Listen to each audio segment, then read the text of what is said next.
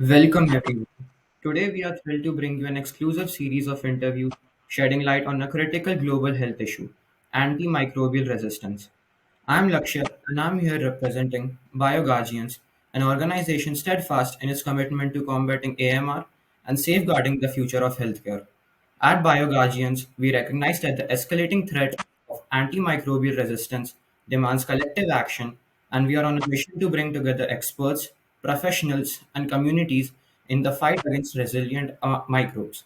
Our approach is grounded in education, innovation, and collaboration, with the ultimate goal of fostering a world where effective treatments remain within our grasp. Today we have here with us Dr. Ashish Kateva, who is going to answer a series of questions related to antimicrobial resistance. So starting off with the session, what specific field or specialization are you currently practicing in? First of all, thank you, Lakshay, for this invitation. I am a pediatric and congenital heart surgeon. So, in a layman's term, I operate on babies who are born with defects in their heart. Are there public health issues that you are particularly passionate about? Of course, there are many, but what is probably most relevant to this conversation is that what worries me most is this increasing epidemic of multi drug resistant organisms which are inflicting us. How do you approach antibiotic prescriptions? Are there specific criteria you consider before prescribing antibiotics? Of course. So, whenever there's a thought of any prescription of antibiotics, one has to ask the question whether the antibiotics are really needed. For most common illnesses, antibiotics are not needed. Many of these are viral infections where antibiotics do not work anyways. So even when one has to prescribe antibiotics, I strongly advocate that we should have some hard evidence in terms of the infection. We should know what we are treating. So prior to prescribing any antibiotic, I would recommend blood cultures to ascertain whether there is any need. And if there is a if there's a positive culture, then we know what antibiotic is going to be most effective. So it will be a goal targeted therapy and not a broad spectrum antibiotic without any hard evidence. Starting broad spectrum antibiotics for common illnesses is one of the commonest causes of antibiotic resistance, which we see in our community and hospitals now. In your experience, do you encounter pressure for antibiotic prescriptions and how do you handle it? Yeah, of course, because antibiotics are like so popular, and the layman thinks that if there's an infection, if there's a fever, the treatment, first line of treatment is antibiotic.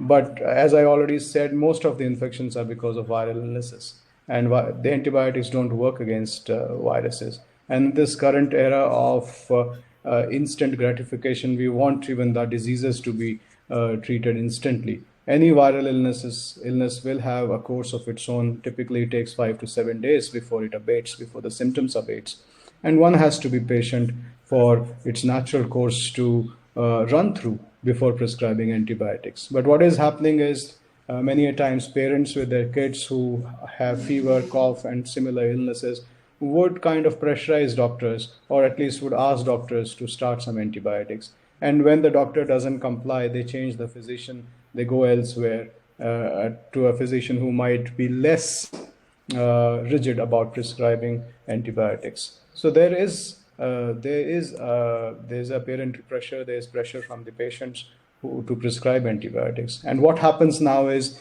by the fourth, fifth day, the viral illness has already kind of run its course and the patient starts to get better anyways. But then this is actually attributed to the antibiotic, which again kind of reinforces the fact that antibiotics are needed for curing all diseases, all illnesses.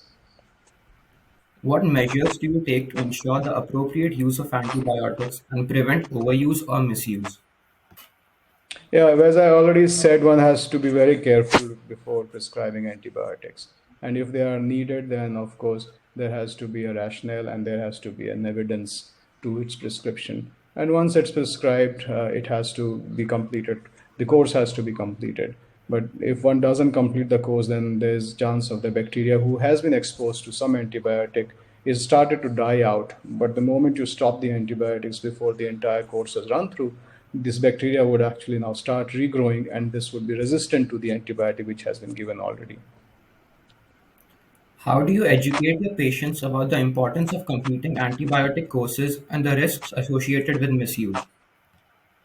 Yeah, so as a physician, as a doctor, I would have a counseling session with the patient and parents and tell them that antibiotics are not the panacea. Most illnesses will abate on their own without antibiotics. And if antibiotics have to be prescribed, I'll also counsel them about the downsides, the immediate and long term downsides of antibiotics, downsides and harmful effects, not only to the individual who's taking it, but to the community at large because of increasing resistance to antibiotics.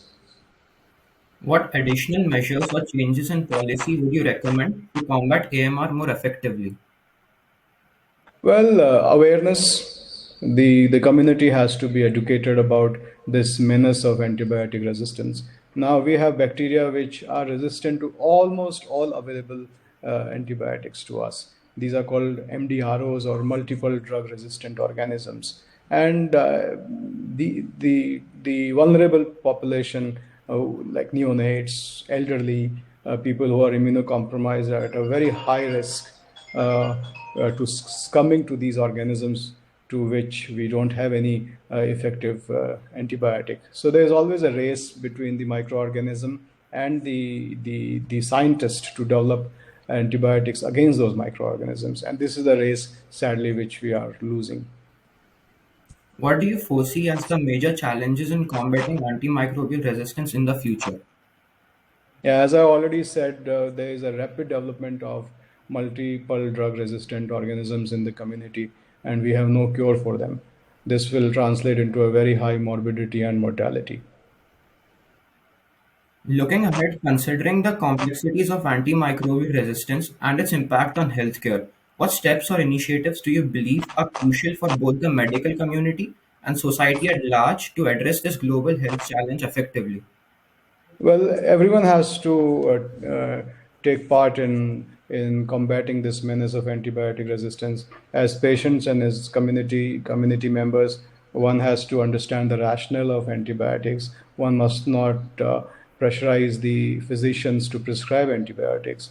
And when these antibiotics are prescribed, one must follow the entire course and duration of these antibiotics. These will happen at the community level. And at the physician level, of course, one must not prescribe antibiotics unless there is a rationale and there's a strong rationale to do so. And at the government level, the government has to have legislations where a certain form of antibiotics cannot be prescribed without pre authorization. And no antibiotic should be available off the shelf from the pharmacies. As we conclude this insightful discussion on antimicrobial resistance, we extend our gratitude to Dr. Ashish for sharing their expertise. The dialogue has shed light on the multifaceted challenges posed by AMR and the vital role healthcare professionals play in mitigating its impact. Thank you for your dedication to global health. We look forward to continued efforts in building a resilient future. Stay tuned for more conversations with experts as we navigate the complex landscape of healthcare together. Thank you. Thank you.